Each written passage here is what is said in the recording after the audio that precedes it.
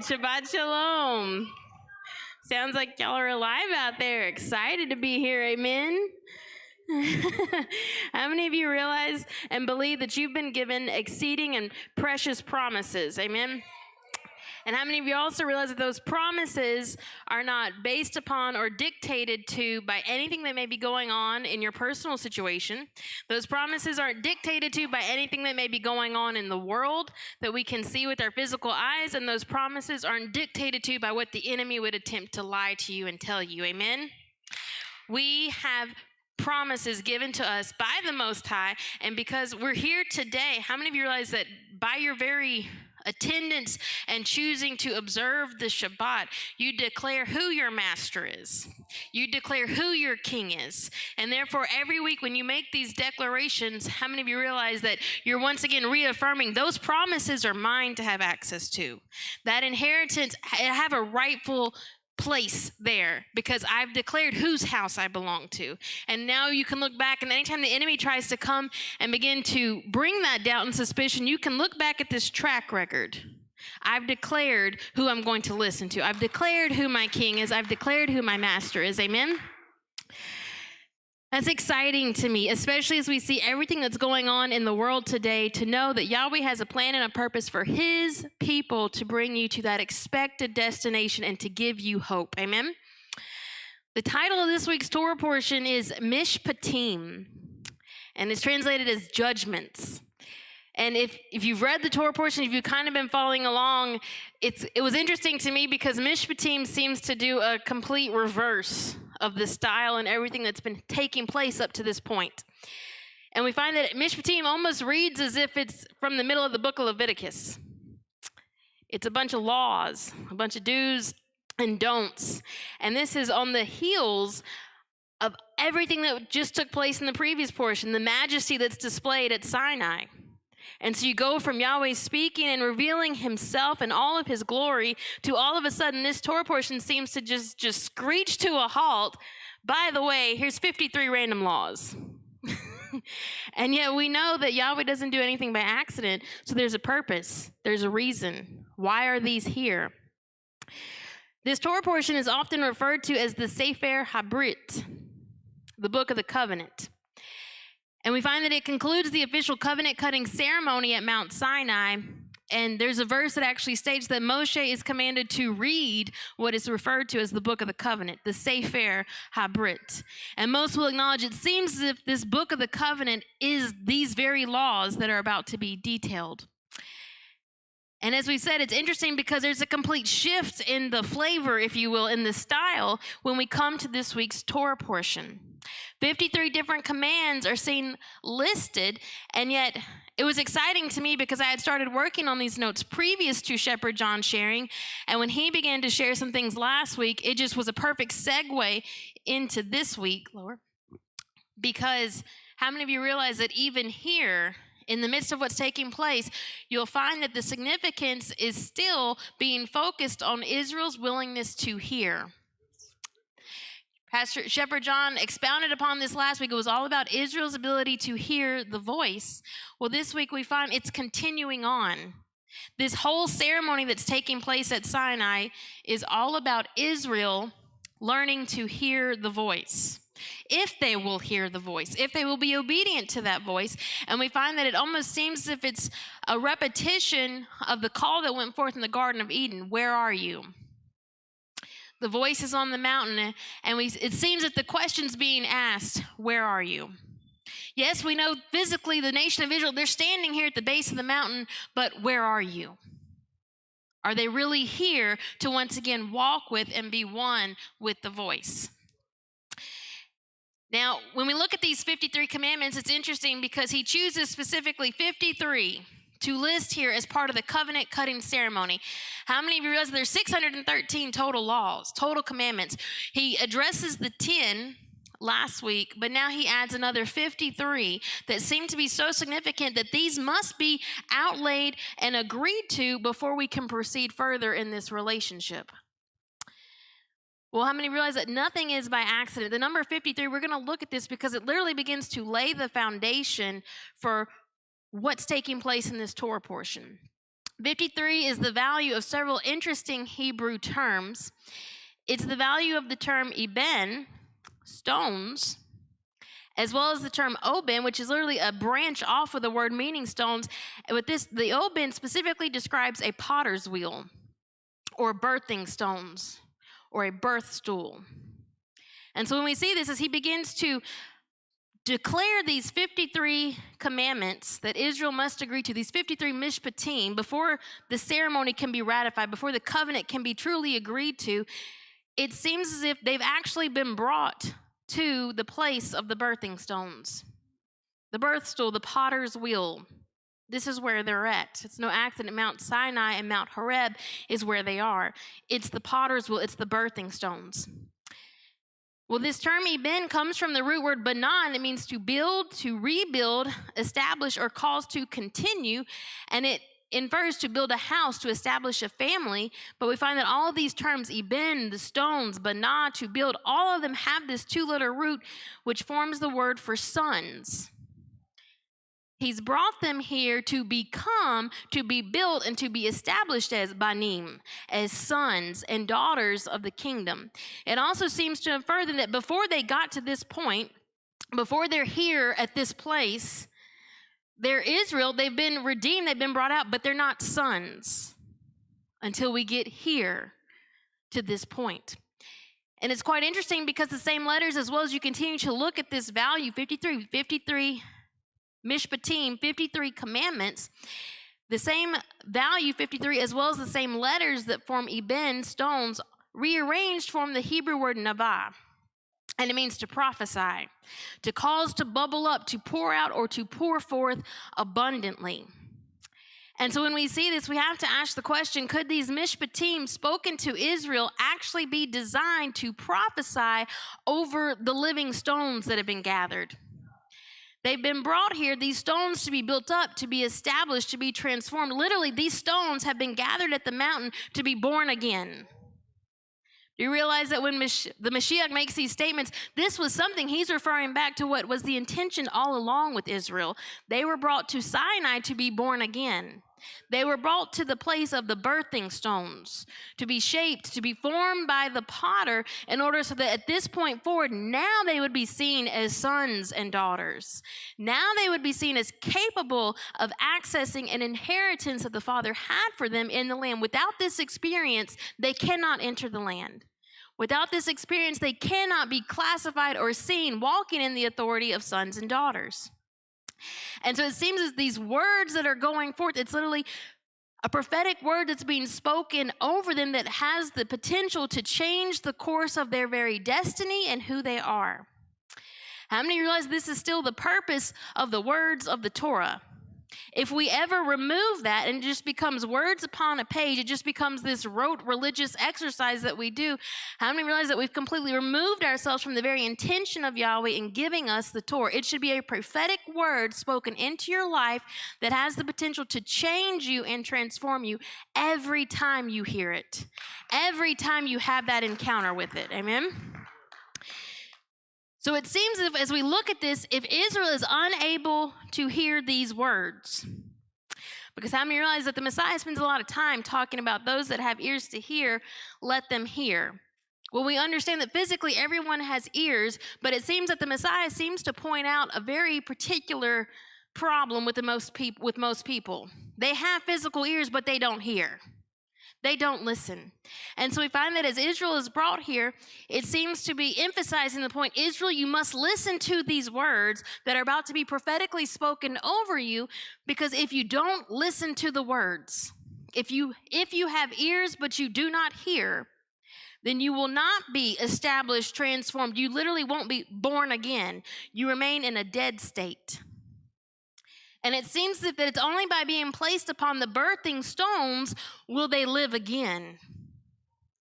And how many realize this actually becomes a prophetic shadow picture of what's happening right now, because he's gathering the exiles again. You're being called from the four corners of the earth, and there's a prophetic word of the Torah that's going forth, but depending on how we hear, depending on if we choose to hear, determines whether we remain dead and lifeless or whether we live again. It's only by hearing the words, by coming to the place of the potter's wheel, will Israel live again. Can these bones live again? It's the same shadow picture I believe that Ezekiel sees. What is standing here at the foot of Mount Sinai is a valley of dry bones. They've been dead and lifeless in Egypt. There's no life in them, but they've been brought here to Nevah to be prophesied over to live again, but they must have ears to hear. Amen? But this begs a closer look to what's taking place on these stones. What happens on the birthing stones? What happens on the potter's wheel? What would prevent Israel from hearing? Because it seems as if right now, well, of course we want to hear. Yes, let's hear. Of course I want to live. Of course I want to be a son or a daughter. And as we continue to look at this, we find that there's some forming, some shaping, some friction, some rubbing the wrong way, so to speak, that takes place on the potter's wheel. Now, when we look closer at the Hebrew term for prophecy or to prophesy, Nevah, which is what's taking place here, it's interesting because the nun beit root stem indicates the seed within or inside. Nun is the seed, beit literally means within. In other words, as Israel hears these words spoken or prophesied over them, these words that are going forth are going to cause the seed that's within their hearts to now come forth and be revealed. In other words, these words will reveal and expose the heart of Israel. How many of you realize that a true prophetic word will cause the heart of a person or even a nation to be revealed? Why? Because it's only when all of this that's been hidden deep down is brought to the surface that now there can be this circumcision that takes place and the things that do not belong are removed in order for them to make true teshuvah.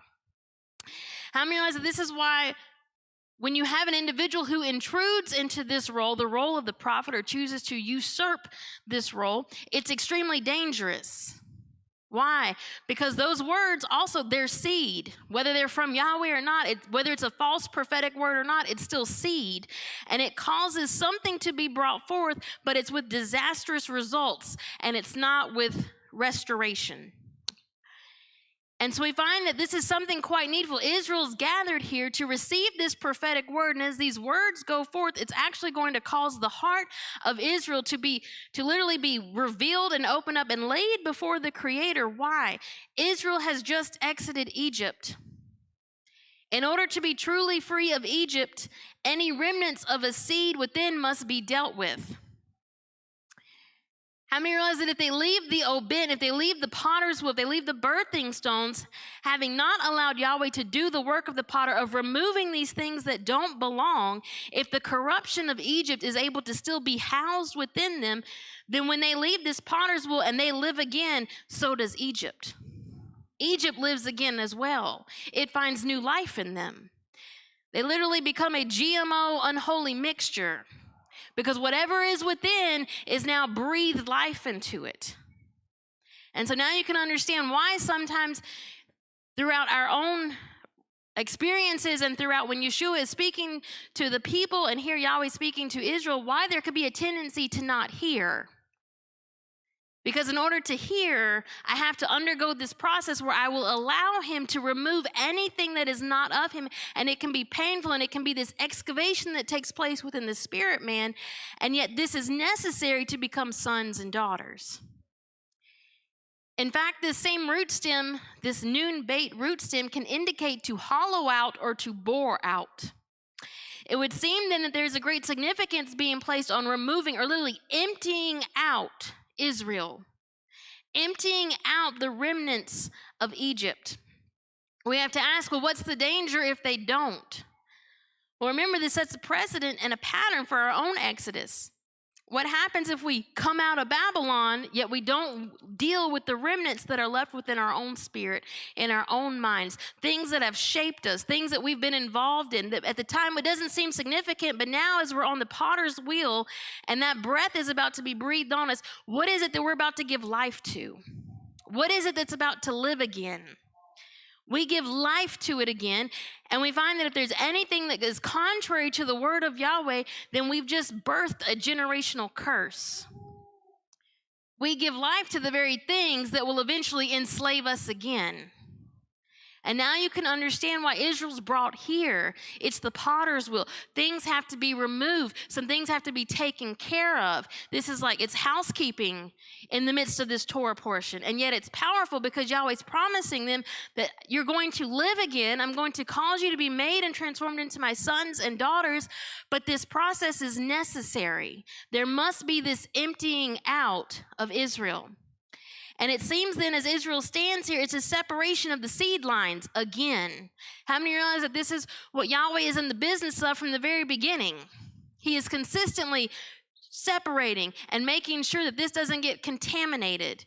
He separates the seed lines. We find that Jacob does the same thing when he leaves the house of Laban. He separates his flock from that of Laban's. He makes a distinguishing factor between the two. When Israel is in Egypt, Yahweh already begins this process. He separates his people from the Egyptians. And yet now we find that he separated them in this manner, but now here, as they stand at Sinai, now he must go and do the inward work. He must separate, once again, Egypt from Israel within the very heart of Israel. It's as if he's repairing and restoring the DNA of Israel. On the very molecular level of what makes them who they are, he's repairing and restoring.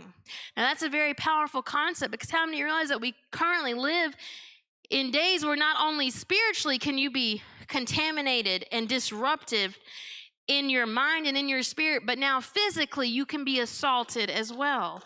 And how many realize that when we arrive at Sinai, who knows what experiences, what we've endured and been through in order to come here that would be corrupt and wrong within these physical bodies. And yet he's telling you that when you hear the Navah, when you hear the words prophesied over you, he's literally opening up and stretching out that DNA strand, and he's repairing each section and speaking forth life to completely repair and restore the stones to live again. Amen?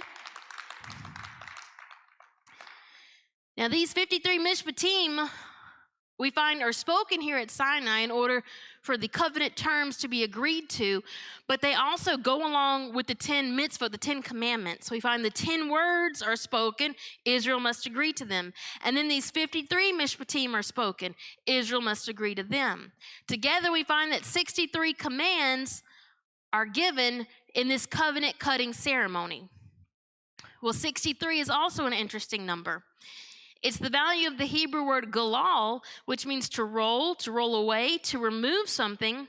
It can indicate to roll stones, the ibn. Remember, the stones are gathered here.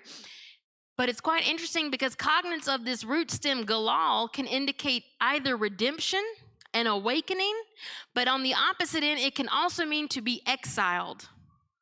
Remember, there is a blessing and a curse for every aspect, for every word in the Hebrew language. And so as Israel stands here hearing these words, it seems to point that as these words are released, Israel's ability to hear and to respond is either going to cause them to be positioned, literally rolled into their proper place. Just like Ezekiel says, bone coming to bone, they're going to be put in their proper position as the Eben, the living stones, as they take on their redemption and are awakened, literally live again, or their rejection of this word will cause them to choose exile because they refuse to hear. And so we find that as Israel stands here hearing these words were strategic. They were picked specifically, 63 commands for Israel to agree to, giving the indication that by their rejection, they choose exile again. By their agreement, they live. They no longer are dead. They live again. It's amazing to me because we talk about the miraculous that Yahweh does in the midst of the land of Egypt with the plagues that fall upon them. But how many realize that probably the greatest miracle in this whole Exodus journey was this mass resurrection of an entire nation as they stand, a dead nation in the grave clothes, standing there at Sinai, live again with the release of these words. Amen. How many realize that the same scenario is taking place now in our days? You're once again, the exiles are being gathered. The stones are being rolled into place. And we find that the word of Yahweh is being released to prophesy over these stones. And we find that the way the people respond will determine and seal them either for exile or for redemption. You will be marked for one or the other. And we find that those that are marked for redemption, no matter what's going to be taking place in the world, as the judgments of Yahweh are poured out, they're sealed, they're marked. That one is marked for redemption. That one will live again. Amen? We find that it seems that this could be a reason why there's such a push nowadays to compromise the very physical DNA of man. Why? The enemy is doing everything he can to prevent the sons and daughters from being born. And we find that it seems that this is why there's such an emphasis on your ability to hear. It's so important that you hear, because the words that you hear, if it's the word of Yahweh, it has the ability to restore and repair you. Hence the greatest command, Shema, Israel. Hear, understand who your Elohim is. Why? Because this is what's going to cause you to be restored, repaired, and live again. Now, as we look at this in Exodus chapter 21, verse 1, is the start of this Torah portion. And as we said, it's 53 commandments, 2 chapters worth of commandments that seem to cover tons of different aspects. And it's quite interesting because when we read this, we'll read the opening verse. It says, "Now these are the judgments which thou shalt set before them." Well, the word judgments is where we get the title Mishpatim. It's from the singular Mishpat, Strong's number 4941, and it's translated as meaning judgment, justice, ordinance, an act of deciding a case, a lawful decision. So when we see these judgments, not only is it commandments being set before them, but this word as well infers a lawful decision is being made. In other words, Israel at this moment is being weighed in the balance. There's a court case taking place. And we find that Israel's response to the Mishpatim seems as if it's going to bring about a lawful decision, a decision that will stand and cannot be contested regarding their status as sons and daughters. How many realize the same thing is taking place now as the exiles are gathered? How can you prove that you're a son and a daughter? Well, we find that Yahweh is going to bring us to a place where there will be a decision made that will not be allowed to be questioned regarding your status as his son or his daughter. Amen? Now, as we look at this, the first set of Mishpatim seem to cause somewhat of a conundrum. Because with this type of foundation that seems to be being laid, how significant these are, because remember, these commandments are being spoken from Mount Sinai by the voice of Yahweh. This is the covenant-cutting ceremony. He has chosen 53 specific commands for Israel to agree to. And yet, instead of laws regarding holiness, or something easily seen as dealing with our relationship with the Creator, if you've read it, you know it immediately goes into laws regarding servanthood or slavery. And it almost makes you, once again, the brakes come to a screeching halt. What does this have to do with our status as sons and daughters? What does this have to do with these stones living again? We just came out of slavery. We just came out of bondage. Why is this the focus? And it's quite interesting because, as we've said, Israel has just been set free from bondage. It was called avodah. It's the same root as this word used here regarding a servant, a Hebrew servant that would be sold and then set free, an eved. And we find that Israel, in theory, they're free, right?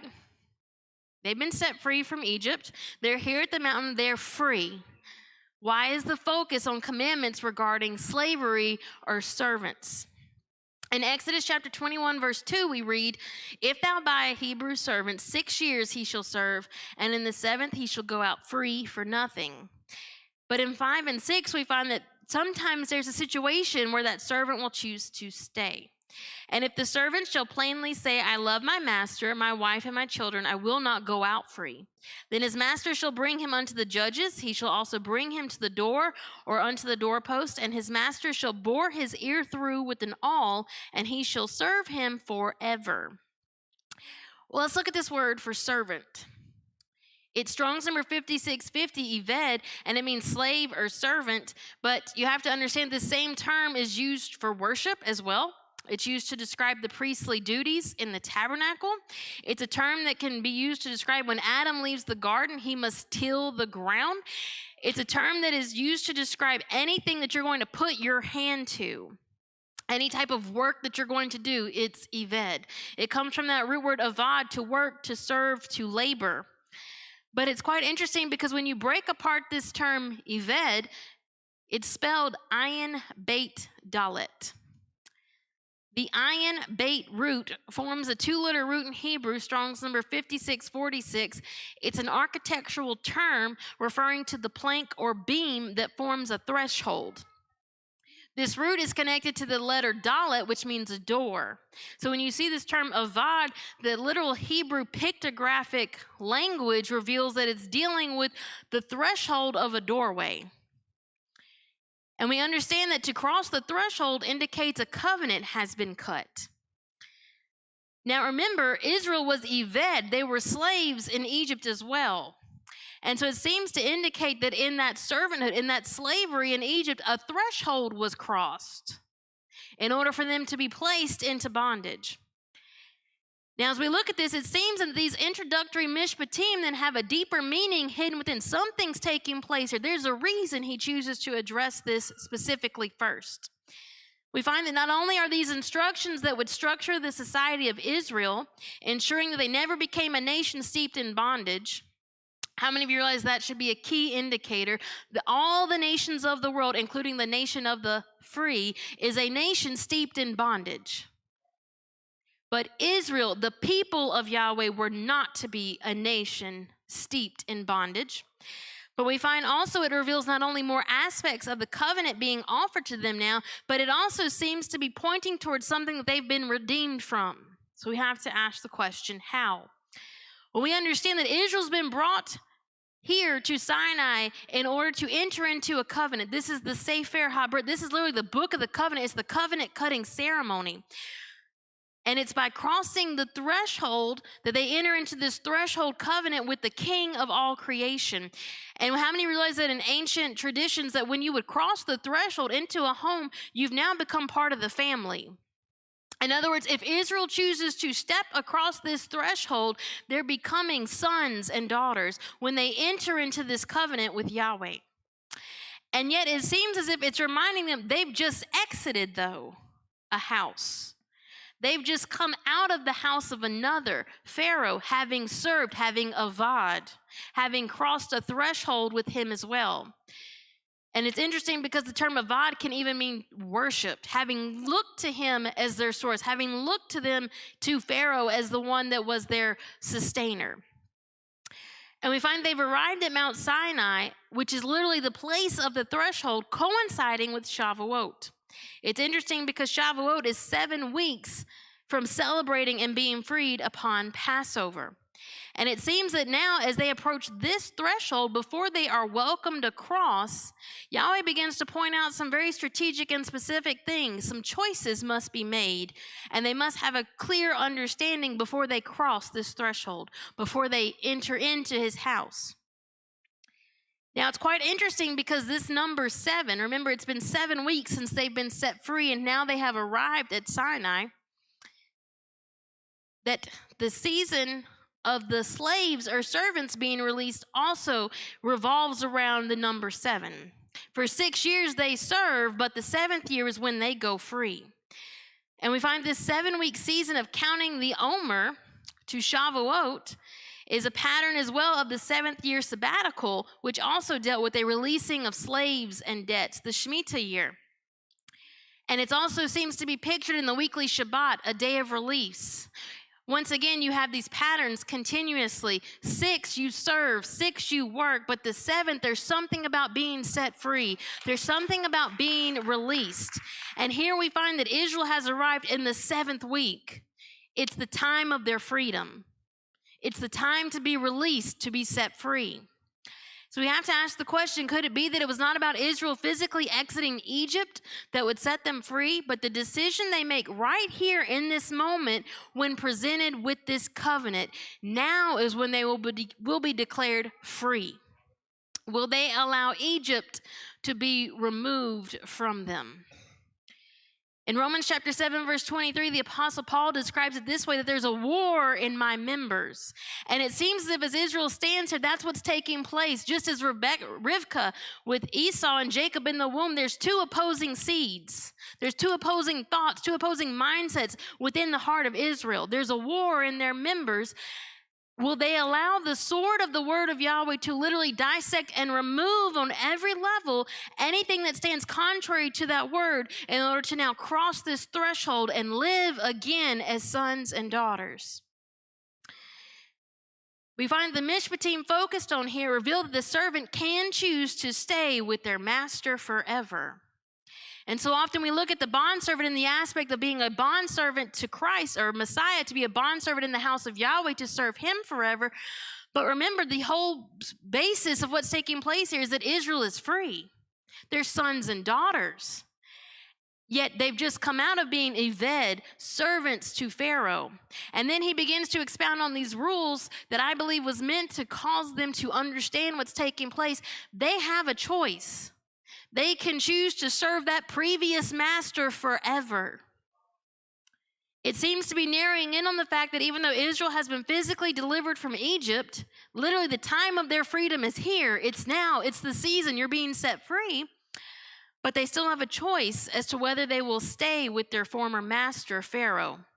Yes, they may have been physically removed, but the mind and the heart is what Yahweh's focusing on. Will this heart, will this mind of Israel choose to serve Pharaoh forever?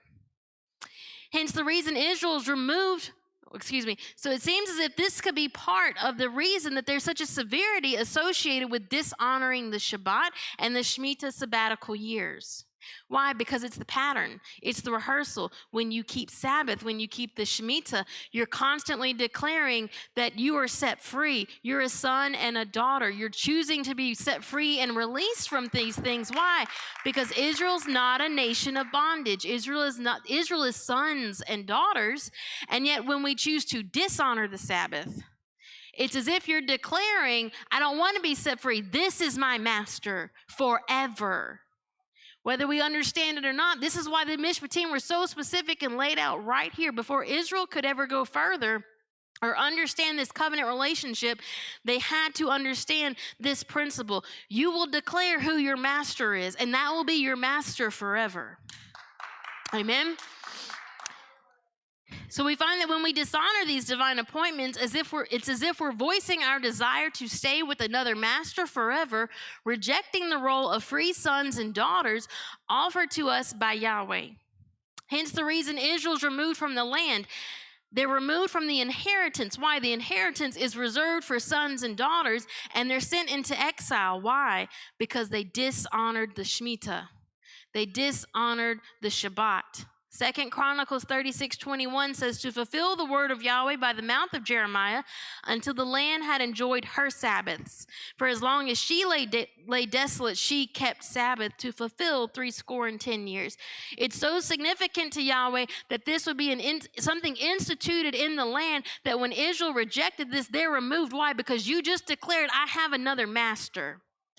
If you have a slave mentality, if you have another master other than the king of all creation, then the inheritance for his sons and daughters is not for you. So Israel's removed until they can once again be gathered together again to be spoken over to, and once again have this opportunity to cross over into this.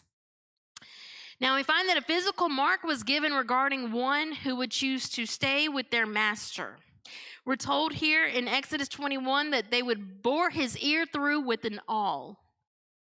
The word awl in Hebrew, it's Strong's number 4836, martseah, and it means an awl, a boring instrument, as in to bore a hole into the ear. But it's interesting because the numerical value of martseah equals 400. 400 is the value of the Hebrew letter tav. It's a mark, a sign, or a seal, but it also represents covenant. When that ear had that all put through it, it was a covenant cutting ceremony. They had made a pact, a covenant to their new master. They were marked, they were signed, they were sealed. Their ear, their hearing marked who their master was. How many realize now we can understand when he brings them to the mountain and they must be hollowed out? All of the seed, all of the words, everything that has shaped and formed Israel while in Egypt up to this point must be removed. Why? Because the word and the seed that they have heard is an indicator, it marks, it seals them of who their master is. And so we find that he empties them out. They're literally emptied out of everything that would have been in here to be filled with the word of Yahweh. We find the words that had shaped and formed them while in Egypt must be removed. And it's quite interesting because we understand now words, sound, it's frequency. Frequency has the ability to literally shape your DNA and to affect your mind.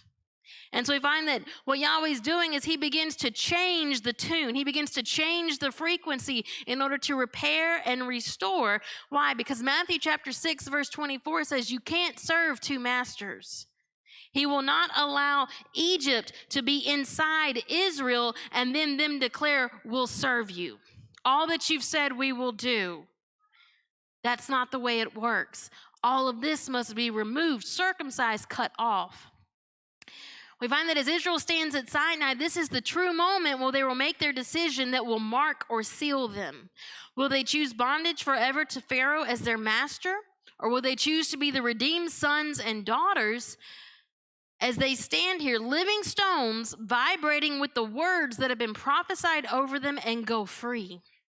Matthew chapter 11, verse 15, a statement that the Messiah makes countless times in his ministry. He that hath ears to hear, let him hear.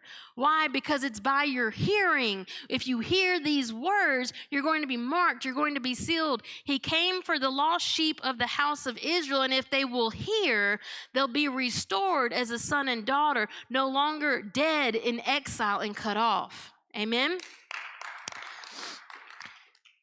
Now, the word free, it says here that the slave or the servant in that 7th year, they go free.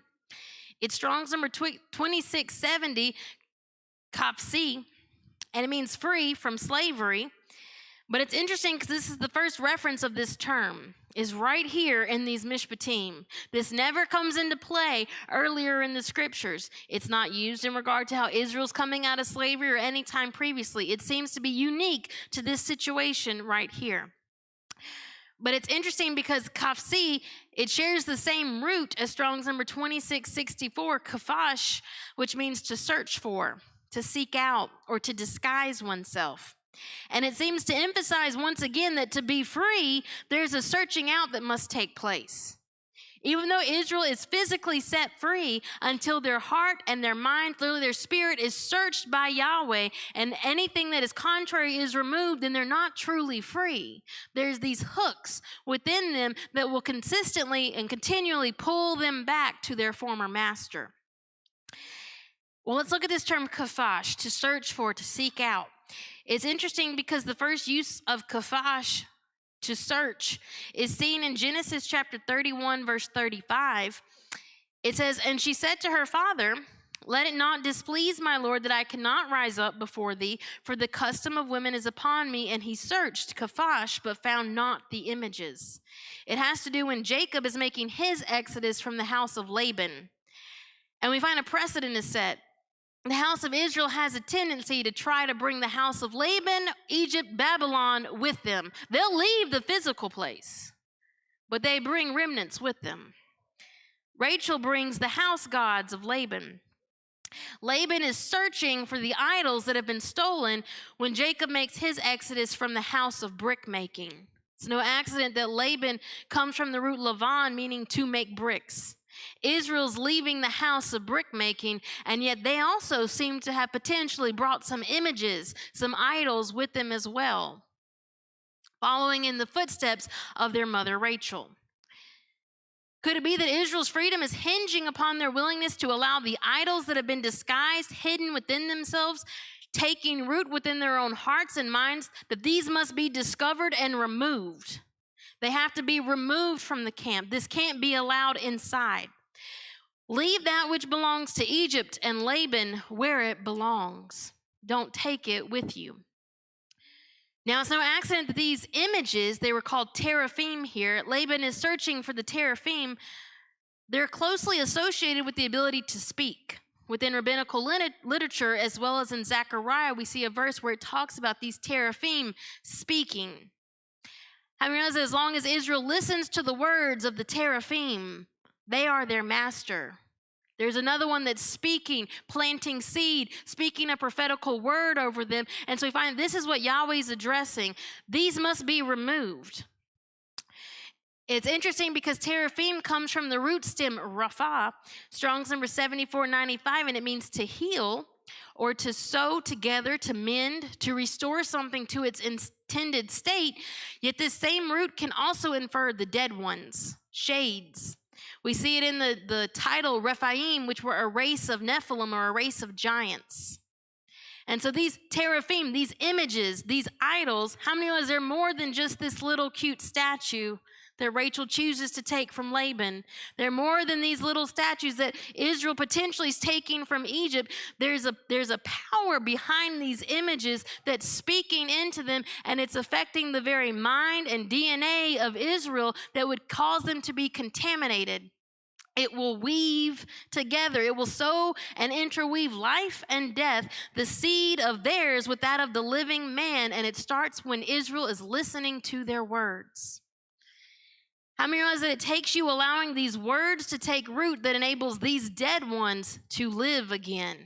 You literally become a vessel, a threshold that they're allowed to live through again. Today we find this is now manifested where there's a physical assault on your DNA dealing with, I believe, this very thing, the DNA of the Rapha, the DNA of the dead ones. And we find that those who accept it, they literally give life to that. And we find that Yahweh is addressing this here with Israel. Don't allow these things to come and be carried in with you and give life to that. They must be removed, and you must be one that will only hear the word that Yahweh is speaking forth. Amen? Is it any wonder that one of the first characteristics or attributes that Yahweh reveals himself as upon the Exodus journey is in the role of Yahweh Rapha? It's the same root stem that's seen in this word teraphim. He says, I'm Yahweh Rophekah, I'm Yahweh your healer. And it seems as if it stands in stark contrast to these idols, these images that Israel has a tendency to try to take along with them. They're the counterfeit. Not these, he declares that he's Yahweh Rapha, he's Yahweh your healer at the bitter waters of Marah, not these dead ones who would attempt to speak into your life. In Exodus chapter 15, verse 26, it says, and said, if thou wilt diligently hearken to the voice of Yahweh thy God, and wilt do that which is right in his sight, and wilt give ear to his commandments, and keep all his statutes, I will put none of these diseases upon you, which I have brought upon the Egyptians, for I am Yahweh Rophekah, I am the Lord that healeth thee. Notice that in that verse, once again, the focus is if you will hearken, if you will give ear. The focus is on who you listen to, who you give ear to. If you will listen to Yahweh Rophekah, then none of the diseases that will come upon Egypt will come nigh your dwelling place. It seems to indicate that the diseases of Egypt are directly connected to listening to someone else. They're directly connected to listening to the voices of these Rapha, these teraphim, these dead ones. And the fruit of allowing that seed to be planted is literally the diseases of Egypt become manifest. And yet he tells them right there at the bitter waters of Marah, if you give ear to Yahweh Rapha, if you listen to me, these things will not come nigh you. Your hearing has the potential to cause a hedge of protection to be established around you and your household in the midst of the greatest devastation the world has ever heard, because if you'll give ear, then I will put none of that upon you. Amen? It's interesting because the numerical value of the Hebrew word free here, that this slave goes free, it's kafsi. It has a numerical value of 398, and it's the same value as the Hebrew word kamusim, Strong's number 2571, translated as harnessed, in battle array. It describes how Israel exits from Egypt in Exodus chapter 13, verse 18. They are brought out harnessed. In other words, they're brought out in order to be free. The whole reason he brings them out is that it's the time of their freedom, the time of their being set free, yet the choice is theirs. Will they go free from their former master? We find here in this Torah portion that Israel's response to all of the covenant terms is found in Exodus chapter 24, verse 7. This is what they respond. It says, "And he took the book of the covenant and read it in the audience of the people, and they said, 'All that Yahweh hath said we will do, and be obedient.'" Shepherd John touched on this last week. Na'aseh ve'nishma. We will do and be obedient. Literally, we will do and we will shema. We will do and we will hear. We will lend our ear. However, with the advantage of hindsight, when we look back, we understand that the generation that makes this statement actually does far from that. They do the direct opposite. They say with their mouth, all that you've said we will do and we will hear, but with their very actions, Moses can't even get away for 40 days before we see the true heart intent of this generation. They do the direct opposite. And yet we find this proclamation, Na'aseh ve'nishma, seems to echo and reverberate till this day as the answer that Yahweh is seeking and listening for in order for the exiles today to live again.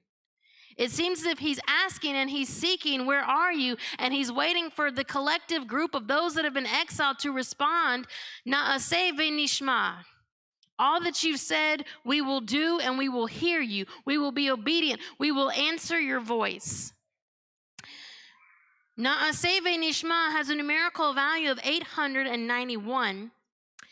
It's the same value as the Hebrew phrase Yitziat Mitzrayim, Exodus from Egypt. Israel physically exits Egypt. They've went on a journey for 7 weeks and now additional days as they stand at Mount Sinai. And yet we find it seems as if it's only when they declare Na'aseh ve'nishma, it's only when they choose to do and also truly hear, understand, and are obedient to what they have heard that then they are set free from Egypt. Then they have Yitziat Mitzrayim. Finally, they have exited from Egypt. As long as Israel had the whisperings of Pharaoh, literally the dead ones in their ear, it was an indicator that he was still a master to them. Your hearing in these days will cause you to be sealed and marked either for redemption or for exile. Who do you listen to? Who speaks into your life? Who shapes and forms your character, who you are? What has caused you to be who you are today? What are you carrying with you? What kind of baggage has come with you? Yes, we've heard the call to come out of Babylon, and yet we've chosen, but I want to take this, and I want to take this, and I want to take this with me, and I'm going to bring this along with me because it's my companions. We've become used to each other. We've become associated with each other, and yet the first thing Yahweh says is, nope, all that's got to go. All that must be cut off because even though you've come out, that's still your master. Your hearing will mark you for redemption or for exile. Now, previously in the Sinai encounter, Israel has responded twice already as Na'aseh. 10 commandments, Na'aseh. When these 53 commandments are read to them, Na'aseh, yeah, we'll do it.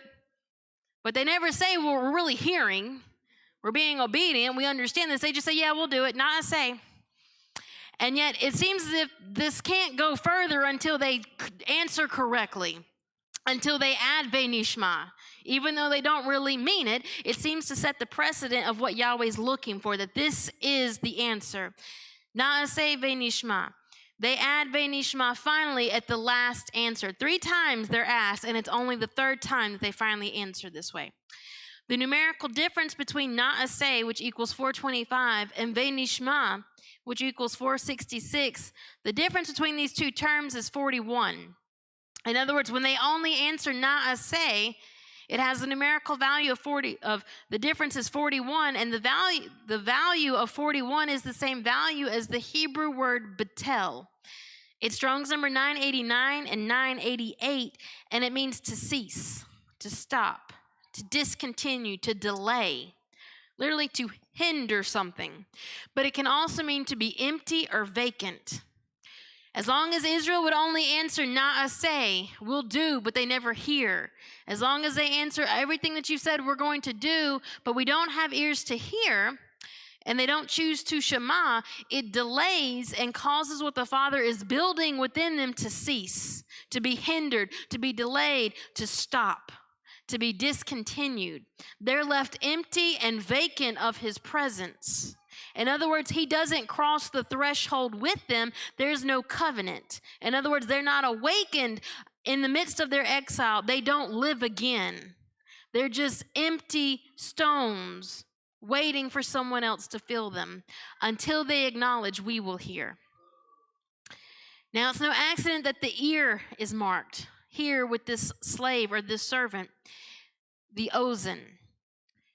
It's quite interesting because this same term is used in regards to the covenant ceremony here in Exodus chapter 24, verse 7, when Israel gives the response of Na'aseh ve'nishma. It says that the book of the covenant, the Sefer Habrit, is read in the audience of the people. But the word translated as audience here is ozen, ear. It's read in the ear of the people. Why? Because they must hear. Their hearing will mark them. The ozen is what's going to show and declare who their master is. It's written as be'aznei, which literally translates as in my ears. Could this be a clue that anytime the Torah is heard, it's as if you're standing at Sinai and it's being read be'aznei, in my ears? Not their ears. It's not read in their ears. It's not read in the ears. It's read in my ears. Personal and alive in this moment. And we find that the call goes forth as it's read be'aznei, in my ears. What will I answer? Will I answer na'aseh ve'nishma? Will my hearing mark me? Now, as we continue to look at this Parsha title, Mishpatim, in the Hebrew, it's actually written as ha-mishpatim, the judgments. These are the judgments that you set before them. Well, ha-mishpatim has a numerical value of 484, and it's the same value as the phrase u-mecholot, and the dancing. Seen in Exodus chapter 32, verse 19, and it came to pass as soon as he came nigh unto the camp that he saw the calf and the dancing. Remember, Israel responds, all that you've said, we'll do, we'll hear. Moses goes up on the mountain for 40 days, and he comes back, and he sees the calf and the dancing. And it seems to stand in direct contrast. Instead of taking on the ha-mishpatim, instead of taking on these judgments, literally becoming a vessel that would carry these words within them, he now sees them dancing around a golden calf. And it's quite interesting, with all the gold that Israel plundered from Egypt, so much so that they build the entire tabernacle structure and all the vessels, so much so they have so much wealth from Egypt that Moshe has to tell them to stop. Don't bring any more. We have more than enough. What gold did they use to build the golden calf? They used their earrings. The golden earrings are broken from the ears of the Israelites to build the calf.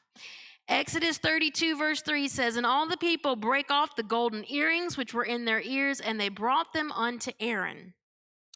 The molten calf was not just an idol that they randomly decided to make while Moshe was gone. The molten calf was a manifestation of who or what Israel had listened to. Though they said with their lips, Na'aseh ve'nishma, by building the golden calf, it marked them. It declared, this is who we've been hearing. This is who we've been listening to. These be your gods, O Israel. This is your master.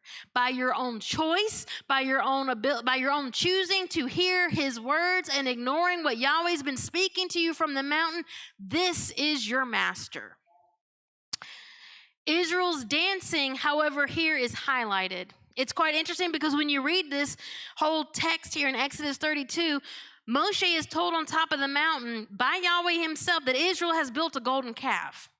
Moshe, however, at this point petitions for mercy. He's not angry at the people.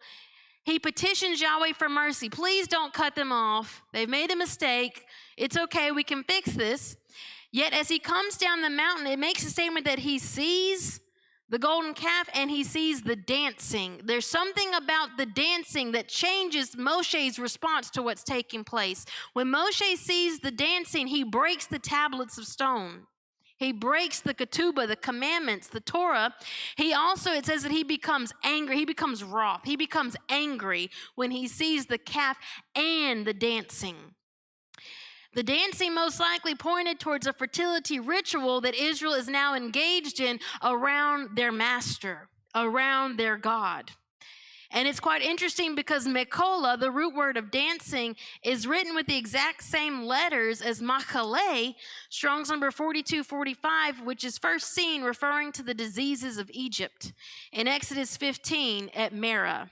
When he comes down the mountain, he's already heard about the calf, and he's like, we can fix this. But when he sees the dancing, he realizes this has went a lot further than I realized. By their own hearing, they've declared this is who their master is, and they've chosen to take upon themselves the diseases of Egypt as they dance around their master in a fertility ritual to give life to the word of that master. Israel's choice was made quite clear.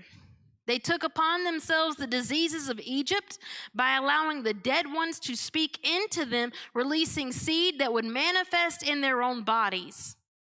In fact, to further substantiate this, Moshe conducts a test of the bitter waters with the ashes of this molten calf. And we find that those who have this seed, if you read Numbers chapter 5, the belly would swell. This test would only work if there had been the seed of another, if there was an unfaithful wife. When they drink the bitter waters, it proves there's the seed of another within them. This was a fertility ritual. They became a willing vessel or womb for another seed other than that of the word of Yahweh, and it becomes evident when the test of the bitter waters takes place. How many realize that today this same ritual is being enacted upon the people again as the Rapha, the dead ones, are attempting to unleash their seed upon the people. But in the coming days, there's once again going to be a test of the bitter waters, and depending on whose seed you have housed within you, as you're standing at the mountain and it's being revealed, it's going to determine whether you're a son and a daughter or whether you have chosen exile again. Whose voice will you listen to? May we all respond, Na'aseh ve'nishma. All that you've said, Yahweh, we will do and hear. When the voice calls, just as it did in the garden, where are you? The answer should be that. Na'aseh ve'nishma. I hear you. All that you've said, I will do. I will be obedient. I'm willing to come and stand upon the birthing stones in order for you to navah, to speak a prophetic word in my life that has the ability to change, transform, and remove anything that would keep me hindered from being who you've called me to be. I'm willing to leave what belongs in Egypt. Amen. Shabbat shalom. Come on, you guys. What a powerful word again.